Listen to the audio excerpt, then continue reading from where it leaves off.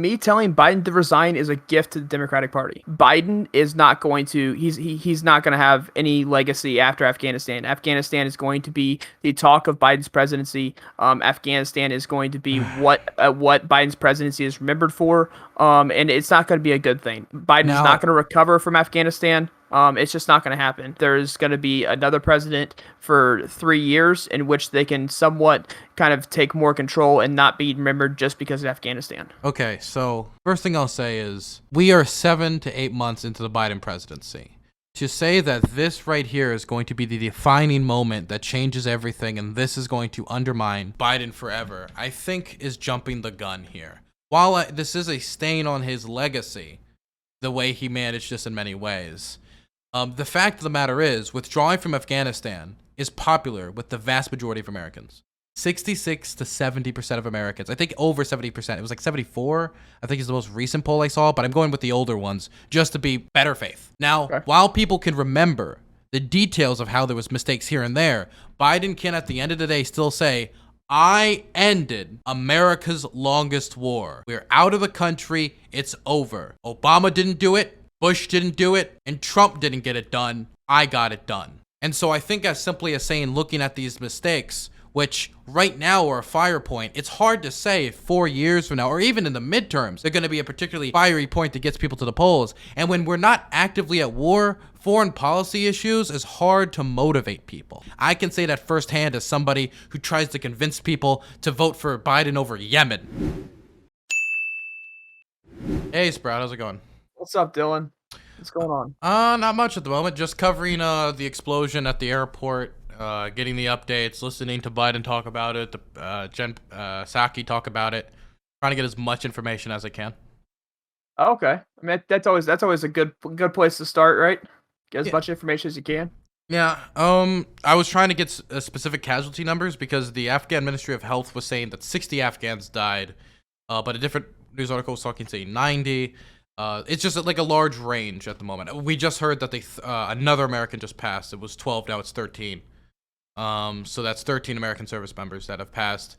The confirmed is 60 dead Afghan civilians, 140 wounded Afghans, and now it's going to be, I think, 14 wounded American service people because it was 15 wounded. Now it's going to be 14 since one more just died.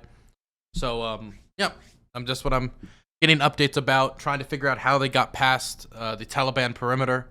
Trying to figure out, looking at the reports that we had, because I was talking about specifically ISK and their threat for basically the whole week.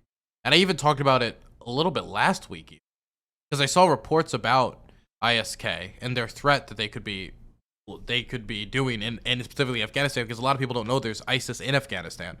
But we've been getting reports from the Australian government, the British government, the American government, intel analysts all saying that there is a threat of them trying to do something like this at Kabul airport. And, well, obviously, they acted upon that threat. They acted, and that threat was not to be underestimated. I mean, it was really just like, an article was just released by Al Jazeera like 15 hours ago, which was just before the attack, saying, hey, literally every government recognizes this as a high risk. They are telling people to stay away from Kabul airport right now because of high risk. But then when you look at like an Afghan, right? And you've got two options right now. If you're an Afghan that worked with the United States, or just an Afghan who, opposes the Taliban in some way, either stay at home, wait for the American withdrawal, then try to exit the country and leave your fate up to the Taliban, or just stay in the country and leave your fate up to the Taliban, who has been marking homes, has executed even TikTok comedians. They're not exactly a friendly group. Or you ignore the advisory warning from the United States and you go to the airport and have something like this possibly happen. So I don't at all blame those who continue to go to the airport. Plus, with how much news there is about Afghanistan right now, I mean, I wouldn't be surprised if a lot of people didn't even know that this warning was out there. In fact, I think I'm the only one on Twitch that even made a note of it before this happened. Okay, so I mean, yeah, you're probably the only person on Twitch that made a note of the warning being out there. From my understanding, you have you disagree with one of my takes that I made recently. If you believe that Biden should resign because of the withdrawal, then yeah, I disagree with that. Yes, I 100% think that Biden should resign because of the way this withdrawal happened. The He did not listen to his military intelligence. He didn't listen to the generals. He didn't listen to the Secretary of Defense. He didn't listen to any of these individuals as they told him this is a bad route to go down, and it cost American soldiers' lives, specifically 13, right? So it's 13 now. So it cost 13 American military lives because Biden was incompetent and didn't rely on the intelligence that he was receiving, and in fact went against the intelligence he was receiving. Okay, so I'm gonna try to be as good faith in this conversation as possible. So first I want to ask you, have you seen my position on Biden's withdrawal from Afghanistan before this point? No, not really. Okay, so I've released a video criticizing it. It's on my YouTube channel. It's public. It actually got a lot of backlash because I was so critical of it. I've been openly critical of the withdrawal. Nobody can say that I haven't been critical of Biden's withdrawal. Now, I know you've been critical. I do know that much. So I believe there's a lot of things he could have done differently. I do agree with that. But I also agree that there was no way that this withdrawal was going to go pretty. It was going to go particularly smoothly. Withdrawals are by necessity almost are going to be messy endeavors because you're trying to replace one power structure with another power structure, and that's even more difficult when the power structure you're trying to replace your power structure with collapses. The ANA completely collapsed. Nobody could deny it. And the thing is, you can talk about Biden listening to his analysts or military generals or all of that. But let's be clear, the intelligence analysts and basically everybody in the world first was saying that the Afghan government might fall might fall as fast as 6 months. Then it was 90 days. Then it happened in 11. So when it comes to the speed of the governmental collapse, Biden had no fair warning beforehand that it was going to happen this fast. I didn't think it was going to happen this fast. Nobody in the world thought it was going to happen this fast. So he was put in a precarious position. And he has done certain things I think he could have done differently to make the position better. I think the pullout from the air base and being done in the middle of the night was a bad move. I do wish that the second outer perimeter of the airports could be controlled by American forces, not Taliban forces. I think American forces are better at controlling, at crowd control. I think they're better at, basically everything. And definitely we would have to do less coordination with the Taliban overall. That would, of course, though, demand an increase of troops, and it's basically impossible to do at this point.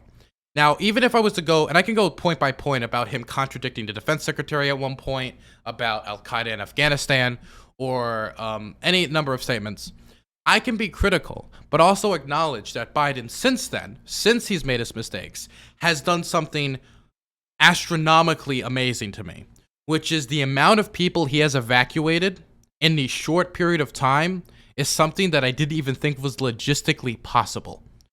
I remember hearing his first speech about Afghanistan, and he said, "We've evacuated 2,000 people," and I was insulted because that was such a poor, low number.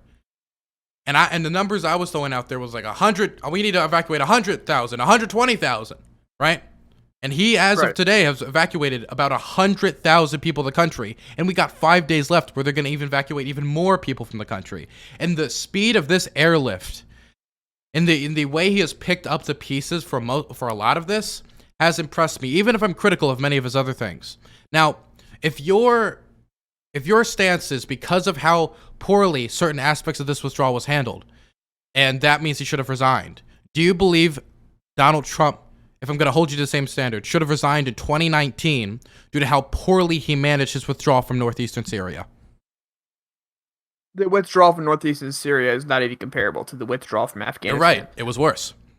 I would argue that it wasn't near as bad as the withdrawal from Afghanistan. The withdrawal from Afghanistan, the first thing we should have done is we should have pulled our American citizens out. This is just common military tactics. The first thing we should have done is we should have pulled our American citizens out. Second thing we should have done let me ask you. Okay, so the first thing we should do is pull our American citizens out. When, where, and on what information could Biden have been working on to know that he would have needed to pull those people out at that time? Wouldn't it just be common sense, right? We're dealing with a group that doesn't like us. It would be common sense of let's get our people out before we leave our military while we maintain control, while we're So then all in a position couldn't of I power. say that Trump shouldn't have announced in the middle of the night this withdrawal, which then put American soldiers at risk in northeastern Syria to the point where they had many almost very close encounters with like Turkish-backed jihadi groups and the Turkish military itself, which is a NATO ally, by the way. That's not Yes, even I the mean, Taliban. That's a yes, NATO ally. yes. I would argue that Trump did bad with the Syrian withdrawal. I do not think it.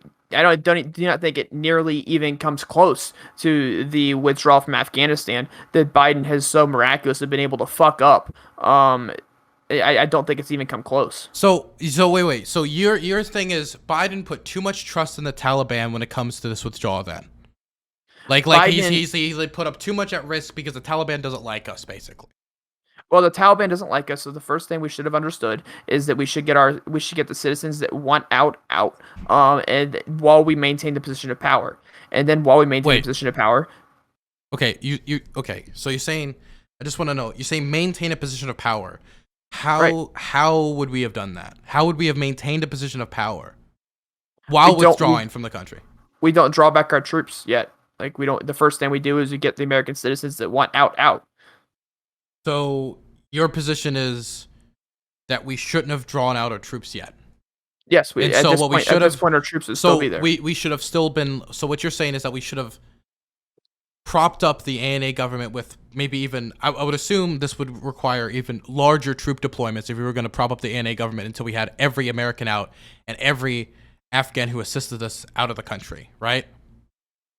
So we would take that, right, and we would have while the military's in power, and while we have the August 31 deadline for the military to leave, then we reach out to every American. We're in a position of power, so we can realistically go into these cities. We're not going to be stopped by checkpoints, and so we can realistically go into these cities. We can take Americans out. It would be a lot easier, be a lot more efficient than what's happening right now. And then second off, this So is what you're really saying is important, right? we should have told the Americans to leave Afghanistan So yeah, beforehand. we should have told I mean, we did tell the Americans we're Yeah, we leaving did. Afghanistan. We told the Yeah. Americans to leave. But at this point in time, moving the military out without getting Afghan citizens out, I mean, without getting Afghan Okay, so SIVs out. it's no longer about Americans then. If we Well, the second part, right? So the second part of that is the Afghan SIVs and the Afghan people that have helped us militarily throughout while we were there, right? They mattered us too. We should yeah, extract them as well, right? of course we should extract them. But I'm trying to like figure out. So what you want is that we get every American citizen, then every Afghan who helped us out of the country, then the soldiers come out after that, and we do that all while, I assume with their plan you're proposing, deploying even more troops to prop up the ANA government, because the way that this would have gone in the way you're asking, we would have had to have propped up the ANA government to do so, right? When we would have propped up the NA, we wouldn't have to prop up the NA government. We Well, were the practically thing in is, control of we were Afghanistan. working under the auspices, under the idea that we had about 6 months. At the least, we had 6 months. That was worst case scenario that we were working on, according to intelligence analysts. Then that changed to 90 days. Then obviously, the analysts were horribly, horribly off. I was off. Everyone was off. Everyone was wrong. So the question I'm asking is, for this plan you're proposing, we would have needed to prop up the government unless you're saying that it would have been American soldiers holding Afghanistan together, not the Afghan government. So I'm asking you, if we were to do this withdrawal how you're requesting it, how could we have done that without undermining trust in the ANA government, undercutting morale, and causing collapse? I'm legitimately asking you, how would you have done this withdrawal differently? Okay. Well, okay. So the first thing I know how I would have right? done it differently, but all the criticism I'm applying here could also equally be applied to Trump and other scenarios, most notably northeastern Syria. Okay. So I think that, like I said, the first thing we need to do is we need to get our American citizens out while the military still maintains control in the country. The Yeah, military but did I'm asking you. maintain I'm asking control you of the country. how. I'm asking you how do we maintain control while withdrawing SIVs and Americans? I'm not even getting into the idea of what the Afghan government would think about us withdrawing all of the SIVs, because they didn't like the withdrawal of SIVs, and the reason why is they want the people who are dedicated to the strength of the Afghan government to stay in Afghanistan, because they don't want all their best translators, they don't want all their best soldiers and pilots to just leave for the United States when they're facing down the Taliban. And we haven't even gotten to that yet. Okay. So I mean, according to August 11th, this is prior to everything. The Taliban could take Afghan capital within 90 days after rapid gains. At that point in time, that was from U.S. intelligence. It was So that was it was the reported 11th. by That was the 11th. Reuters. Yes. It was reported by Reuters on the 11th. That's when it was reported. And so at that point in time, there's enough U.S. intelligence to suggest that, yeah, we may need to undermine the ANA government, because the ANA government is going to fall either way, right? Because we have the intelligence that the ANA government isn't going to stand a chance. I mean, I think Donald Trump understood that when he was talking to the Taliban about leaving and not talking to the ANA about leaving, right? So the problem, okay, so I don't think Donald Trump particularly would have cared much about the refugees. I'm just going to throw that out there. I don't think he would have cared at all, to be quite frank. So I don't think that would have come into much of his calculations. It would have mostly been about American citizens and American military personnel. I think that many of his allies that are now speaking out about how we need to oppose the withdrawal, oppose accepting all these refugees, I think his personal positions on Muslims entering the country, many of these would point towards the idea I don't think he would have cared too much about leaving the Afghans behind. Which, to me, if we're talking about things that would cause somebody to resign, if Donald Trump said that in one of these positions, I wouldn't call for resignation, because I think calling for resignation is mostly just like political grandstanding. But I would most certainly I think that would be probably one of the biggest backstabs in American history towards an ally, which he was quick to do in northeastern Syria. But putting that aside for a second, I don't think Donald Trump at all could have managed this withdrawal any better. I mean, let's think about all the criticism I have for Biden, right? One of my bigger criticisms for Biden is his pullout from the airport. You know, the one, not the airport, but the airbase. Bagram? You know what I'm talking about? Yeah. Yep, Bagram. Bagram, I'm terrible with pronunciation. Trying to learn Arabic. So, that being done in the middle of the night without telling the new commander was terrible, terrible, terrible. It undermined ANA morale, and I have read testimony from ANA pilots saying how that undermined morale because it looked like not the Americans were passing the torch to the ANA. It made it look like they were abandoning the ANA because they saw the writing on the wall, which if the Americans are abandoning you because they think you're shit, that doesn't really help your confidence very much, and I think moves like that could easily speed up the collapse of a government. Because if your soldiers think that you, right now, they have no confidence in you, the American government, which has backed you for 20 years, have no confidence in you, and now you're losing American air support, you're losing American contractors, you're losing all this stuff, it doesn't take a lot of calculations to think why they would give up. Now, let's go to Syria. Donald Trump announced his withdrawal from northeastern Syria in the middle of the night, and he did it with basically no warning to the SDF. And so the SDF, and this was after Donald Trump negotiated a deal, or his administration negotiated a deal between Turkey and the SDF for the SDF to remove their fortifications.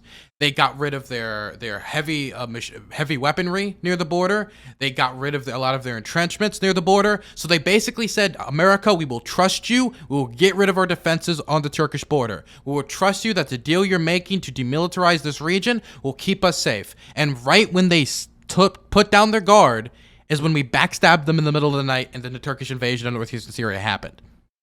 That is even more drastic than just leaving a base in the middle of the night and undercutting confidence. That is an instance of undercutting confidence while also taking their gun away. Their only way they have to defend themselves away. And I never called for Trump to resign off of that because I feel that would be political grandstanding for me to hold different standards for different presidents here. And so if you weren't willing to call for Trump to resign on that, why is this new standard for Biden to resign for something like this, which wasn't even as severe as also taking their weapons away from them? Because Biden actively did not listen to his intelligence, did not listen to his military generals, did not listen to the Secretary of Defense. And what did his generals tell Trump about Syria? I don't know. I'm sure you're going to tell me, though. They told him that this was a bad idea. In fact, he announced it on another occasion. He announced, hey, I want to withdraw from northeastern Syria. Let's pull out. And he said that publicly, and that his generals and even Mitch McConnell and Democrats, literally everyone. So it wasn't just his generals. It wasn't just analysts. It was also the entire Republican Party and the entire Democratic Party basically walked up to him and was like, Trump, this is a bad idea. Famously, Mitch McConnell walked in with like a graph, like, see all these points on this map, we can't leave for this reason, that reason, and he reversed his decision. But then he reversed that decision again to actually attempt the withdrawal. And so he went against the advice of analysts. He went against the advice of military generals. He went against the advice of his staff. He went against the advice of his own party. He went against the advice of his party leadership, and he went against the advice of the opposition. He went against the advice of everybody. Did it cost American lives?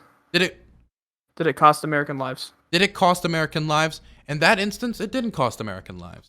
But I also think that weighing something as simple as weighing things on only if it affects American lives or if it ends American lives is also a little, I think, a little weird. Because let's say that it did cost American lives.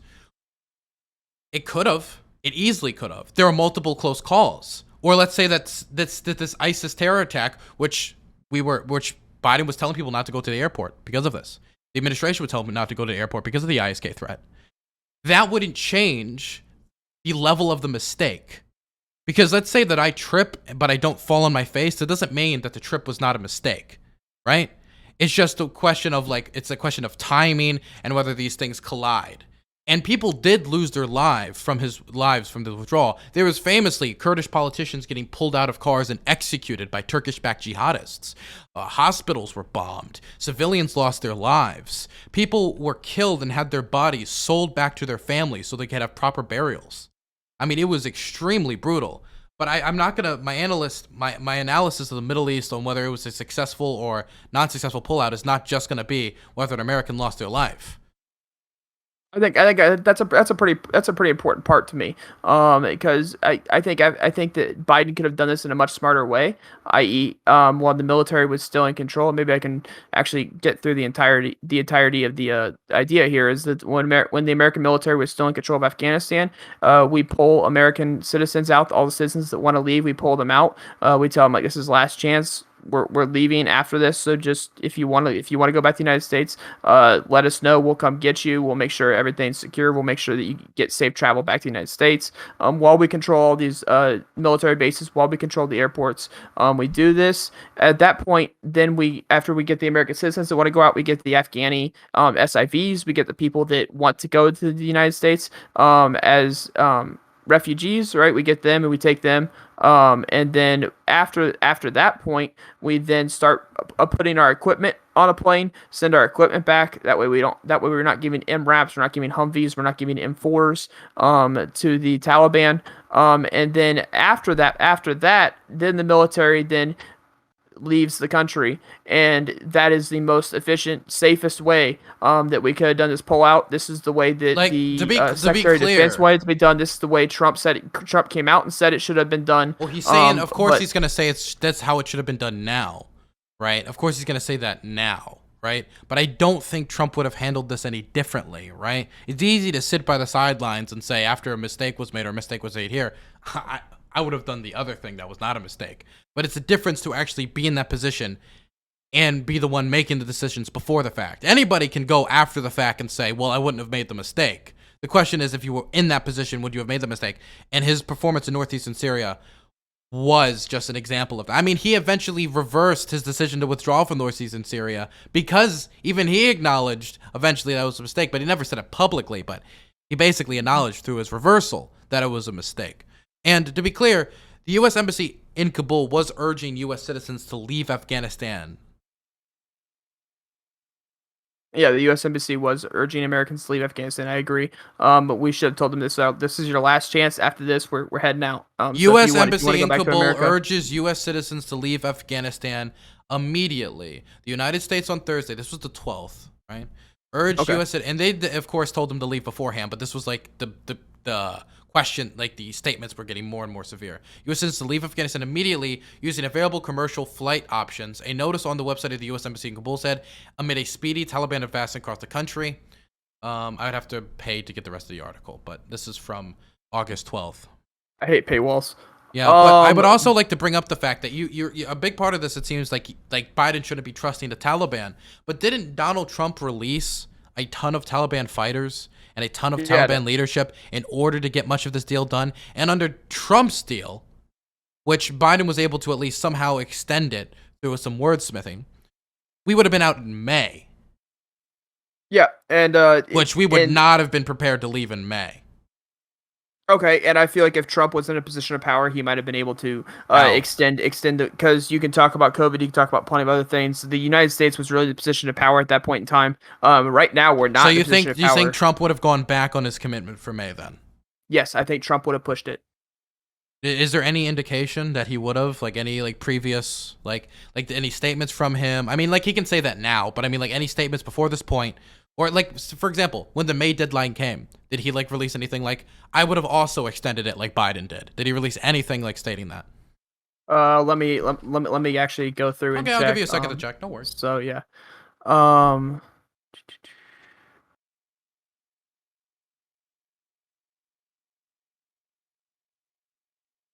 this was nope. That was talking about May.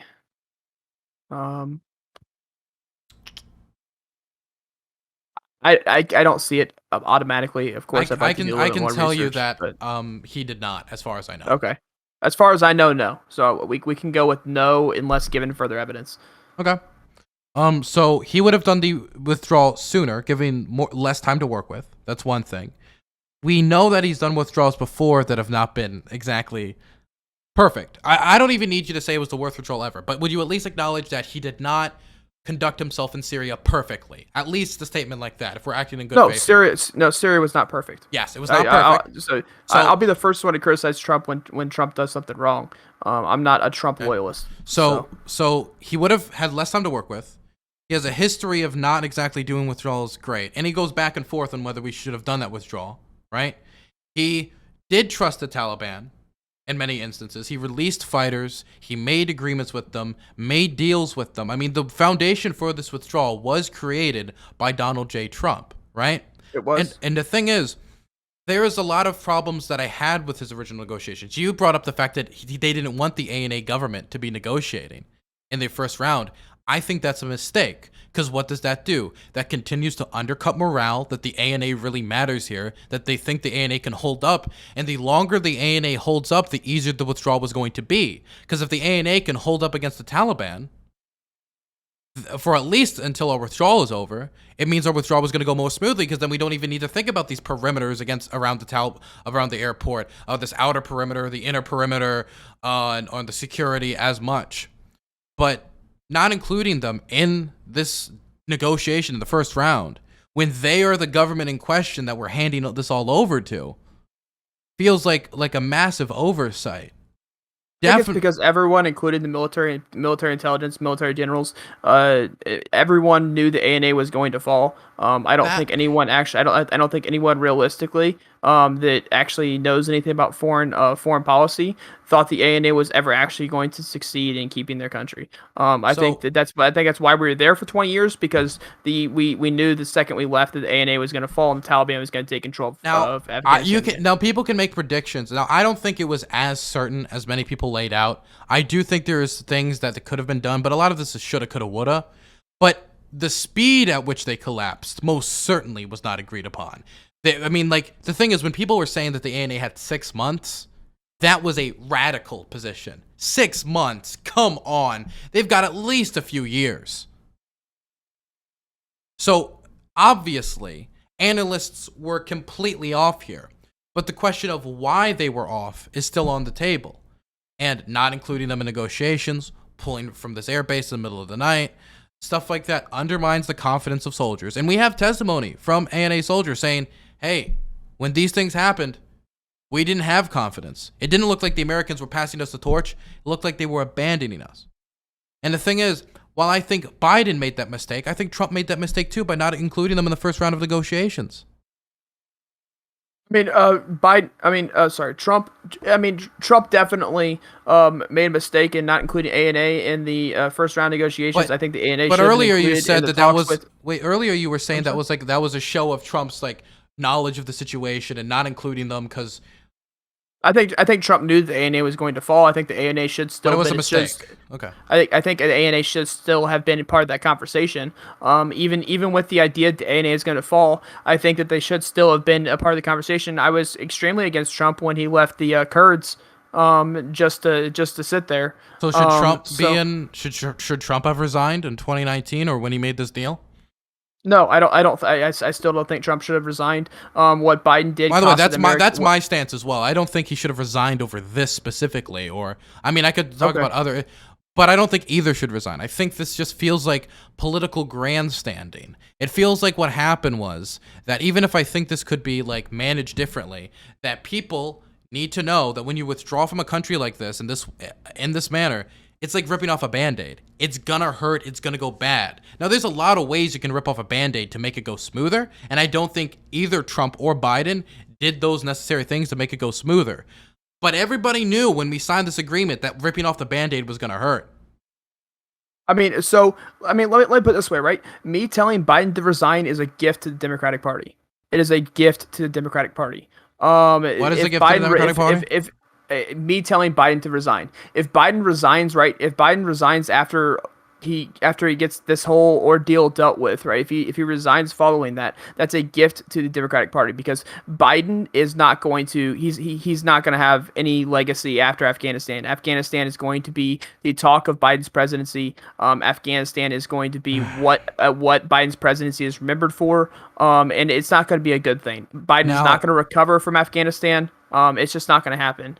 So if Biden were to resign, that would be a gift to the Democratic Party that there's going to be another president for 3 years in which they can somewhat kind of take more control and not be remembered just because of Afghanistan. Okay, so first thing I'll say is we are 7 to 8 months into the Biden presidency. To say that this right here is going to be the defining moment that changes everything and this is going to undermine Biden forever, I think is jumping the gun here. While this is a stain on his legacy, the way he managed this in many ways, the fact of the matter is withdrawing from Afghanistan is popular with the vast majority of Americans. 66 to 70% of Americans. I think over 70%. It was like 74, I think is the most recent poll I saw, but I'm going with the older ones just to be better faith.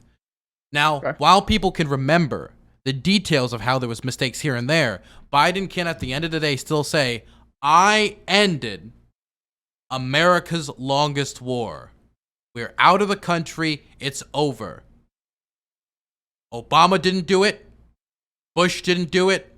And Trump didn't get it done. I got it done.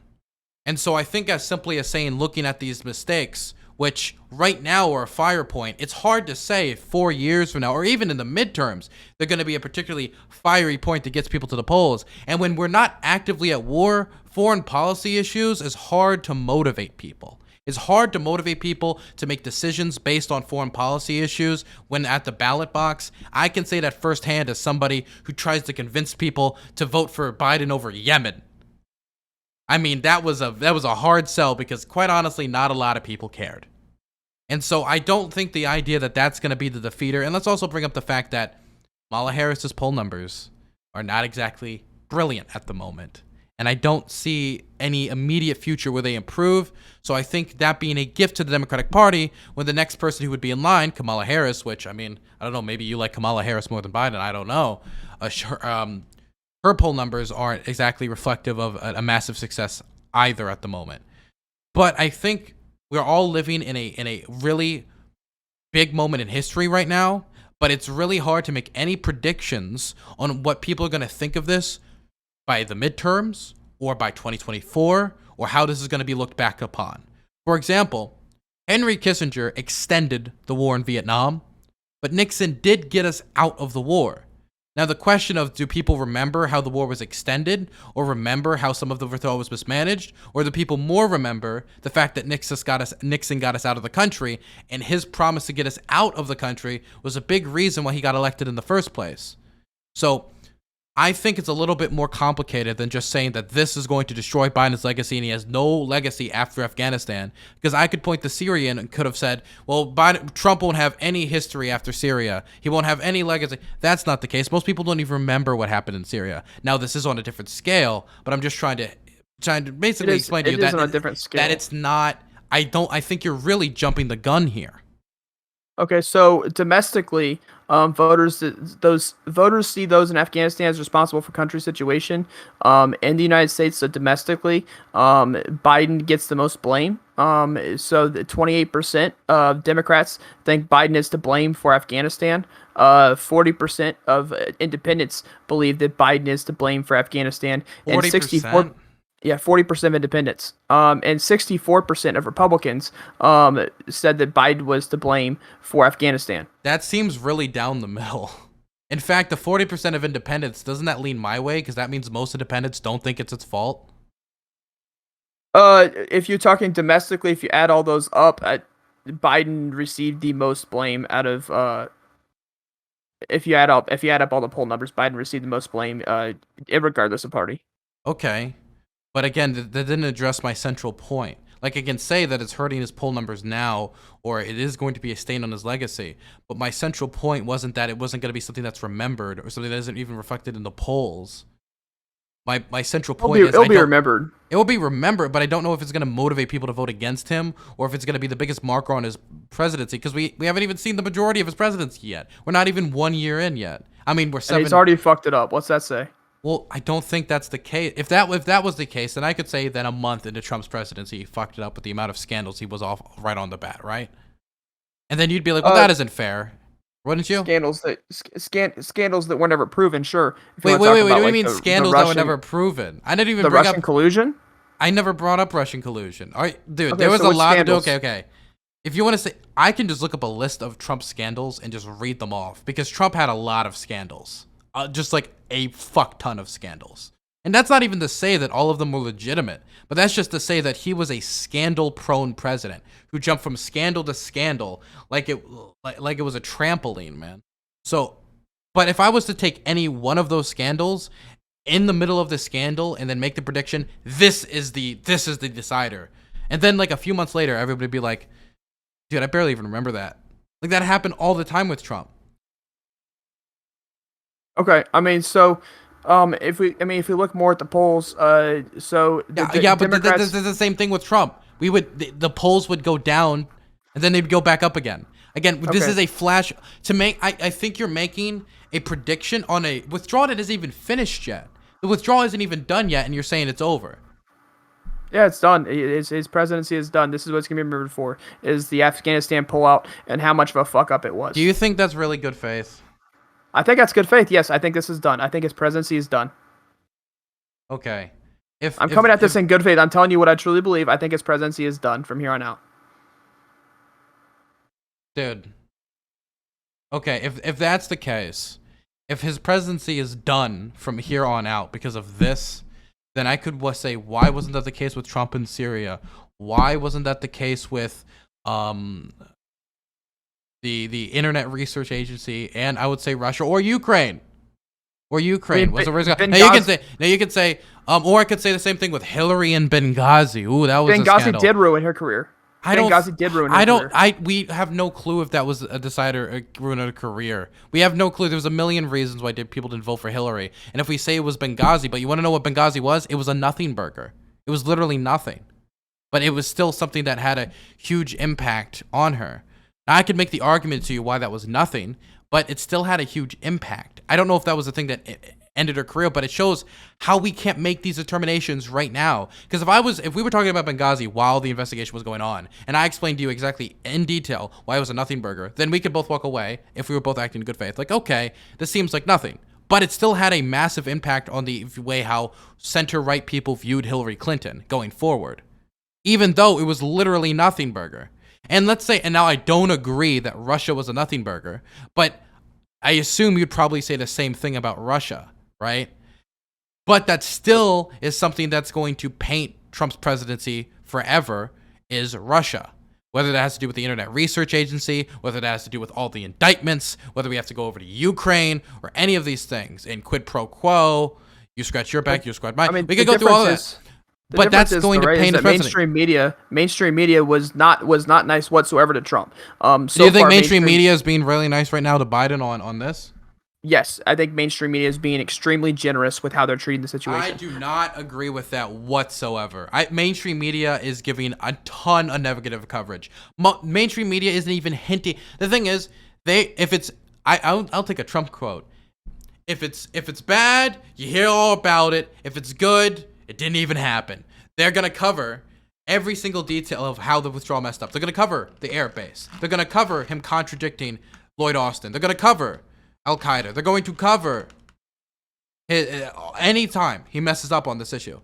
They're not covering to the same extent the amount of press releases of we now evacuated 100,000 people out of the country. One of the fastest airlifts in human history. You barely even hear about it. He put us in that position to begin with, right? I don't care how fast Did he gets Trump out of not eagerly put us in this position? Trump gave us the agreement. Trump passed the agreement to Biden. If the thing is, Biden, at the end of the day, had to adhere to many of the rules and regulations and agreements made by Trump. He had to. Or the whole agreement's in the air.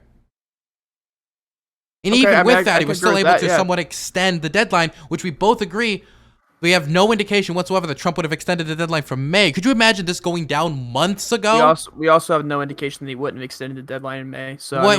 But okay. If I tell you that I'm going to do something on a certain day, and I give no indication that we're going to move it, we can't say, well, do we know for sure he would have done it on the day he said? The only thing we could really base that off of is the public statement they put out, and the public statement Trump put out was May. So we have to run off of what he said he was going to do, unless Trump was a liar.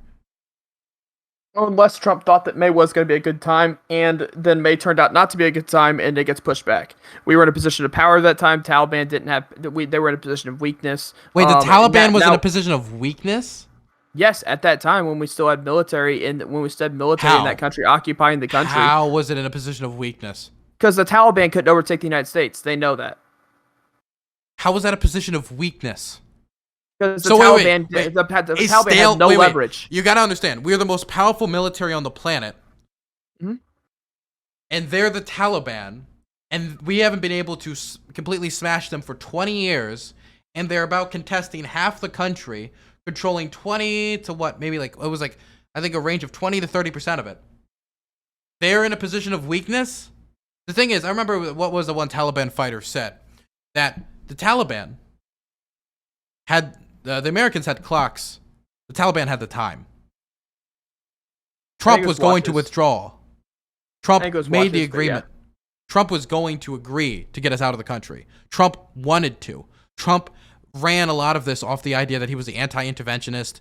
While he doesn't have any consistent foreign policy. He never had consistent foreign policy. One week, he's like, we need to bomb the families of terrorists, bomb civilians. The next week, he's like, we need to pull out. These wars are pointless. They're wasting money. He'd go back and forth constantly. But he wanted to get us out of Afghanistan.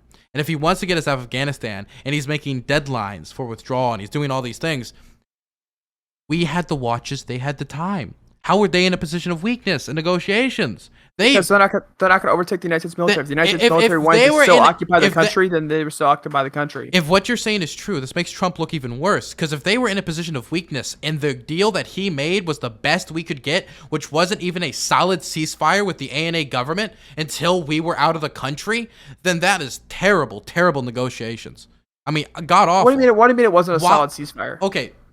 Are you going to deny the fact that the Taliban attacked I'm asking what I'm saying is that during Trump's presidency and Biden's presidency, the Taliban attacked and fought and bombed the ANA government. There was no solid ceasefire between the ANA and the Taliban. What Trump was able to get them to agree to was, well, you know what? Maybe in the future, you guys can sit down in Doha and talk about a unity government or peace negotiations. So what Trump got them to agree to in his withdrawal agreement was, I'll release Taliban fighters, I'll release Taliban leadership, and you will not attack us, the Americans, but you will talk to the ANA and try to settle it out. It was an agreement to talk later. And you want to know what? They did talk later, and they achieved nothing because the Taliban never really wanted a peace agreement. They just wanted to take over the country. Let's see here. I'm gonna look up Trump's agreement with the Taliban. And once you find it, just send it to me. Following 9. Okay, I'll just send it in our DMs here. This is the link I'm pulling it from. Following 9 rounds of discussions, negotiators signed a peace agreement in February 2020 that addresses 4 main issues. Ceasefire. Negotiators agreed to a temporary reduction in violence and said that a lasting ceasefire among U.S., Taliban, and Afghan forces will be a part of intra-Afghan negotiations. Yep, there it is. There it is, right there. They would talk about these ideas later. It never happened. Let me ask you a question. If that was the case, then how the fuck did they take over the country? You can't take over a country in the middle of a ceasefire. That's the exact opposite of a ceasefire. Actually, they did take over the country in the middle of a ceasefire. They violated the agreement. They negotiated. Yeah, they violated the agreement. Trump trusted the Taliban, and they violated the agreement. Yeah, I mean they violated the agreement. So then, whose mistake is that? I don't know. I don't know who expected the Taliban to keep their word. Can I play something for you? Sure, go ahead. I'm going to share screens with you. Okay. Okay. This is Mike Pompeo. Would you agree that Mike Pompeo is a good source on what the Trump administration's policy on Afghanistan was, considering he was at the negotiations in Doha and he was his Secretary of State? As good as you're probably going to get. Okay. Yeah. Let me share screens with you. So this is about 2 years apart. This is during negotiations with the Taliban, and this is now during the Biden administration. The left side is the talk beforehand. The right side is right now. Okay. Okay. Let me just. These are butchers. I met with them. I was in the room with them. It were some of the most difficult meetings for me personally and emotional. I knew exactly who I was sitting across the table from. These are evil people. I can't say much about what we've seen the Taliban do in the aftermath since, what are we now, a handful of days on, 5 days out. But we have seen the senior Taliban leadership working diligently to reduce violence from previous levels during similar time periods. And so we still have confidence that the Taliban leadership is working to deliver on its commitments. Chris, we never trusted the Taliban. You can ask them yourselves. We made abundantly clear if they did not live up to that piece of paper, to the words that they had put on the ground, we weren't going to allow them to just walk away from any deal that they'd struck. We were going to go crush them. There are a series of commitments that the Taliban have made. We have every expectation that they will follow through on them. I hope they'll bring the air power. They should go crush these Taliban who are surrounding Kabul. We can do it with American air power. We should put pressure on them. And apparently in a partnership still with al-Qaeda. Nope, they said yesterday, signed a document, the gentleman I met with, agreed that they would break that relationship and that they would work alongside of us to destroy, deny resources to, and have al-Qaeda depart from that place. We've allowed the Chinese to castigate our senior leadership in Anchorage, and now we're allowing the Taliban to run free and wild all around Afghanistan. Are they really living up to that commitment? It's our expectation. I met with them myself when I was in Doha. I looked them in the eye. They revalidated that commitment. No, I'm not defensive at all. You looked them in the eye. Okay. I mean, so do you not think there's a difference in between when you're actually in an administration, when you're actually in a administrative position, to where you actually are having these discussions, to where you should say that, yeah, I don't trust these people whatsoever. I don't think they're actually going to follow through with the deal. You think that would publicly be okay? You think that do you think that the Taliban would? You think the Taliban would see that and be like, yeah, we're still good with the deal? If I negotiated a deal with somebody, Sprout, I don't know if you'd hold the same standard. If I negotiate a deal with a guy named Bob, and I say I have every expectation that Bob will follow through with this deal of not killing me, and then he shoots me in the face. Like, do you not at all think that you could say, well, it looks like I was wrong there. It looks like I was incorrect there. It looks like my assessment of Bob's trustworthiness was incorrect. Can you publicly say that you think that Bob is going to follow through with the agreement, and you know what I could say? Still hold? You know what I could say? I actually don't trust Bob to do on this agreement. But that's why I have these other these other plans in place in case Bob does not and I can go through those points, right? For example, because I don't trust the Taliban. I've never trusted the Taliban. If you look at any of my coverage from the start of negotiations to now, I've said the Taliban are not a trustworthy organization. They've broken the ceasefires. They've done this. We, of course, extended it from May to past that to now August. So we've broken the agreement. The agreement is basically like a thin piece of paper that at this point just says we will not shoot Americans, right? That's all it is now. No U.S. forces had combat deaths since Trump signed that until today, until this morning. Let me listen to this one point particularly again. This one right here. I think it was right. We weren't going to allow them to just walk away from any deal that they'd struck. We were going to go crush them. There are a series of commitments that the Taliban have made. We have every expectation that they will follow through on them. I hope. We have every expectation that they will follow through on them. That doesn't sound just like being nice towards the Taliban. That sounds like they trusted the Taliban. Now you can say, well, maybe they didn't trust them behind closed doors.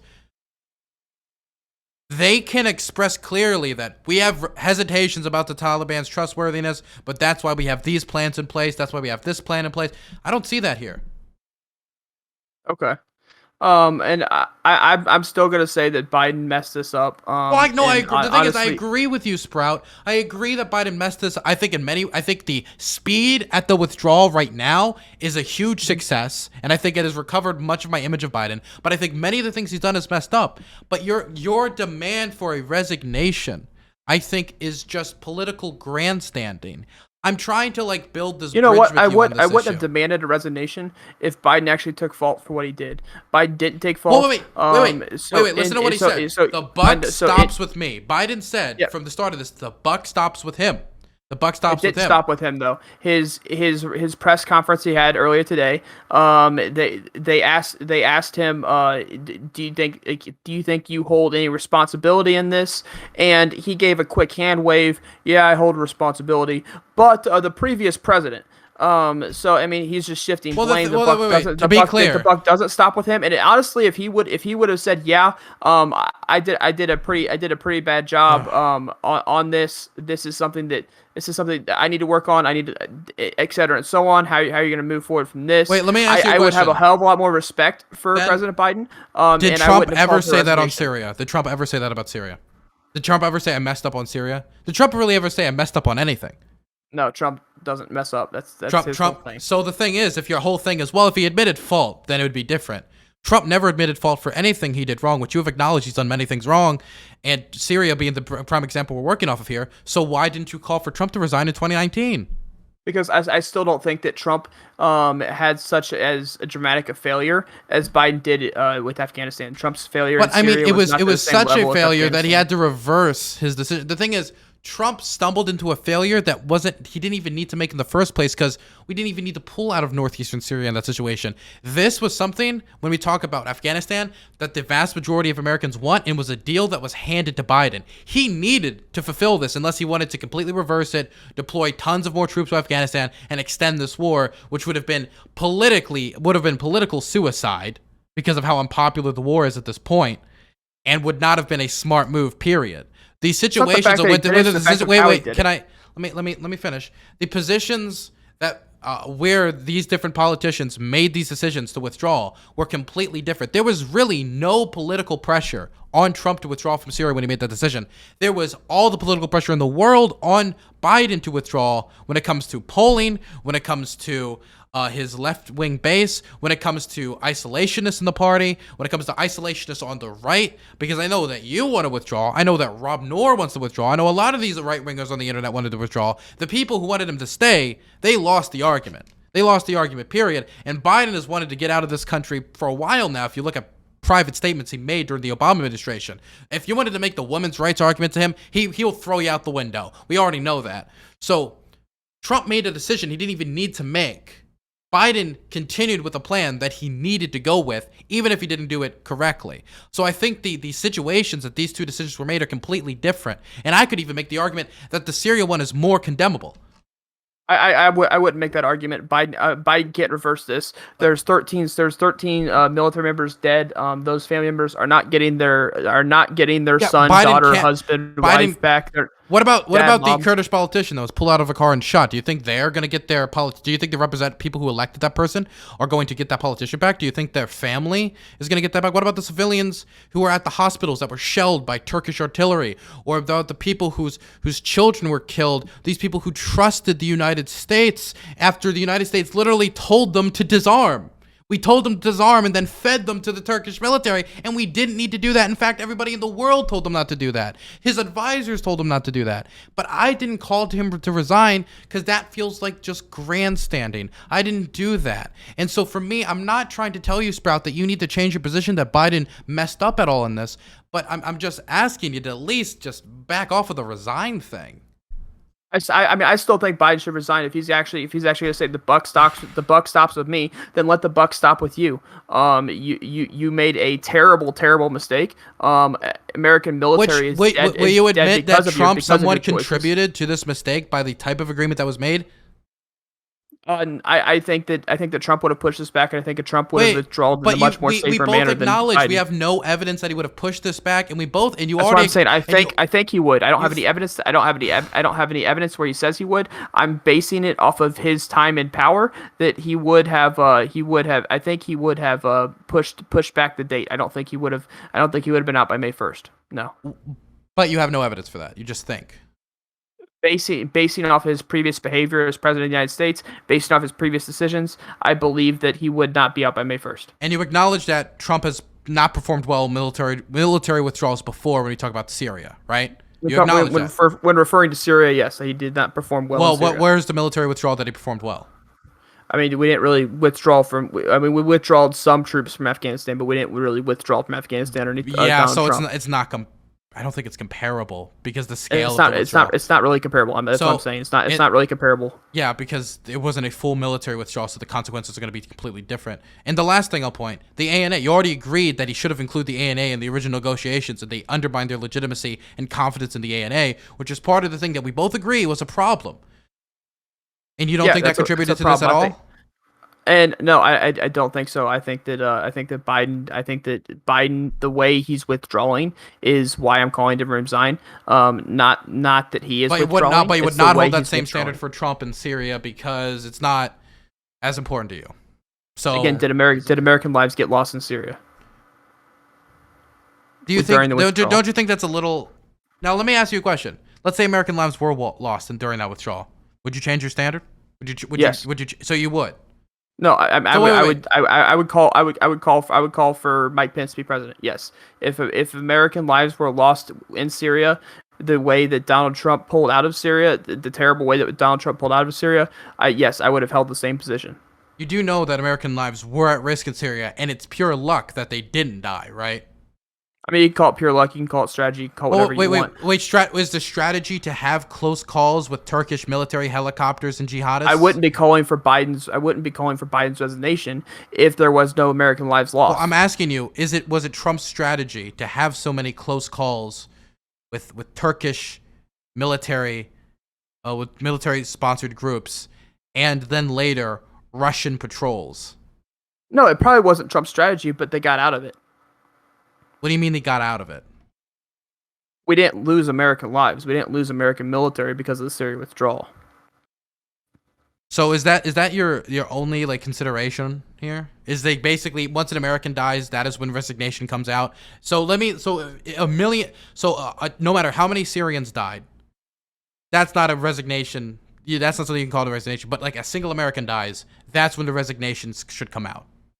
I would argue, Middle East a lot better than a lot of other people. And so that the Middle East has always had infighting. I do not think that it's the United States' job, one, to stop the infighting in the Middle East, and two, I don't think it's the United States' job to even be in the Middle East at this moment in time. We need to work on it. We need to work on what's inside America. I'm not asking you about that. I'm just saying it feels like you're devaluing the lives of Afghans and Kurds and Syrians, Assyrians, Yazidis, all these people, where it feels like I could give you a list of here's all the people who were displaced, here's all the people who died, here's politicians who were executed, all because of this decision. You'd be like, well, none of them are Americans.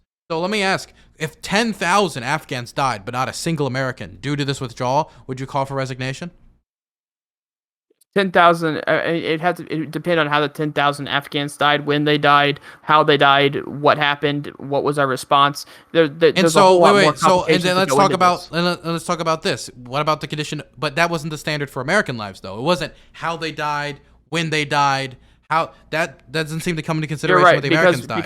because Biden clearly could have made a different decision, and he clearly could have How? stopped How? it. Wait. He, How he, could he he? went he went how? against he went How? against the advice. Here's the he went question: against How could he have stopped this ISK attack? He could have done what I suggested. How? And Wait. What would you what the suggest? What military, you suggested had to do with a different type of withdrawal strategy in dealing with the Taliban. You haven't told me how they would deal with ISIS in Afghanistan, which is a totally different problem because it's not like they have columns of soldiers. What they have is people with suicide vests and machine guns jumping out, mowing down Americans, then blowing themselves up. Those types of tactics are a lot more difficult to combat than a traditional military foe that you can actually see across from you. And when you have standing guard, which that's what we're dealing with now with the Taliban in Kabul, ISIS is a totally different threat. When people ask me how to deal with this threat, I still don't know the answer to it. So how could he have dealt with this differently to prevent those deaths? following the advice of the Secretary of Defense, following the advice of military intelligence, following the advice of military generals. Okay, what was their advice when it comes to ISIS in Afghanistan? The plan that I laid out was the advice of the military. None of that had to intelligence do with community. ISIS in Afghanistan. That all had to do with the Taliban. What about ISIS in Afghanistan? It still had to do with ISIS in Afghanistan. It had to do with all the surrounding. Please show so me. it had Please to show do with me. all. It had to do with all the surrounding things in Afghanistan. All the surrounding. I don't know. I can't even think of the word. Can you show me that there was withdrawal taking into? Afghanistan. Can you show me that? Can you? Because everything I've read, it had to do with the Taliban. I mean, let me put it this way. Most people don't even know there is ISIS in Afghanistan. They're just figuring that out right now.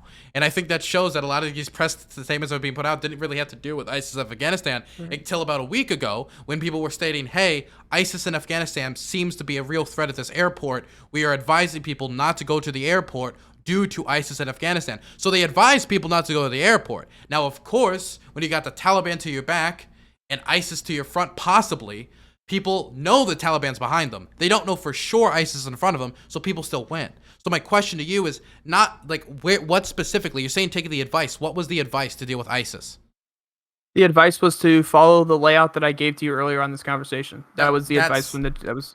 I don't think I'm gonna get an answer to this question, am I? I mean, it was taking in everything into effect. It wasn't just like, oh, here's how you deal with the Taliban. It was taking every situation into effect. These military intelligence officials knew this kind of stuff, and Biden should have followed these military intelligence. Yeah, and what was the military intelligence to deal with this specific threat? Because this is a different threat than the Taliban. ISIS in Afghanistan is a different military and civilian threat than the Taliban at this point. Their tactics that are being used and the goals of these two different organizations are completely different. The goal of the Taliban at this point is probably to smash dissent and get the Americans out. The goal of ISIS is to kill as many people as physically possible, kill as many Americans as physically possible, and gain notoriety so they can get more press for their organization and grow in size and intimidate and scare people. The goals, and that's not to say that some of these goals don't necessarily overlap, like intimidate and scare people. That's been Taliban tactics since day one. But the type of threat that's being dealt with is different. And so the type of plan necessary to deal with these two different threats is different. For example, if I heard the Russian military was going to invade the United States, I'd have a different plan than if I heard ISIS wanted to attack New York. For example, I would maybe put up barriers between the street and the sidewalk in New York so people couldn't drive a van into civilians on the sidewalk. That would do basically nothing if the Russians were trying to invade the city. So the tactics needed are different. So I'm asking you, where did these analysts suggest and what exactly, which is different from the Taliban, would have been suggested to deal with ISIS in Afghanistan? Again, And by the way, let me be clear. I hold the thing personally, a personal standard. If somebody says I don't know or I don't know the answer to that question, then I'm not going to flame them. So if you say that to me, I'll just be like, understandable. Most people didn't consider it. I don't even have the answer to that question necessarily. Okay. I personally don't know. I think that Okay. and again, I'll fall back on what I said before. I think that the military intelligence would have taken that into consideration when they gave Biden their suggestions on how to withdraw from Afghanistan. Okay, that's fine. I don't think I'm going to move you on this point, but I hope we both engage in a little bit of good faith here. I feel like I am being good faith. I feel like you're being good faith too, which I really do appreciate. And maybe we can have more productive conversations like this more often. I really appreciate this conversation. I think both of our audiences learned a little bit of something from this. If not, then they were definitely, I think, entertained. So I appreciate you letting me talk to you on your stream. I appreciate that. You didn't have to do that, so I appreciate it. No problem, Sprout. And I will say, I do want to give you credit. You getting vaccinated after you said FDA approval would get you vaccinated. I want to give you credit for that. Thank you for not taking the horse medicine and actually getting vaccinated. I appreciate that. Not a problem. Thank you very much, Dylan. Okay, I you have a appreciate good it. one. You too. Bye-bye. Bye.